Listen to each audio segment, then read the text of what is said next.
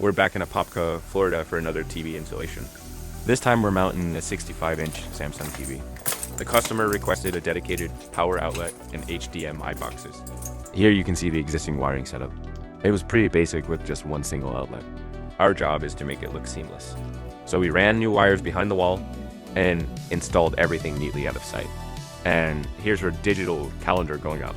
We also added an outlet specifically for this device, so no more messy cords dangling around.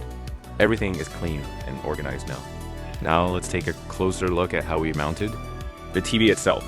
We used our specialized tools to ensure precise placement and secure attachment. Notice how all the cables are hidden within the wall cavity. That's what makes our work stand out. A final check on the finished product. Clean lines, professional finish, and most importantly, a happy customer who knows they made the right choice. Mounting TVs isn't easy, but we do it well. Contact us today for your free quote. You won't be disappointed. Check out that perfect fit. No visible wires, just pure entertainment bliss. What kind of mount would you choose for your living room?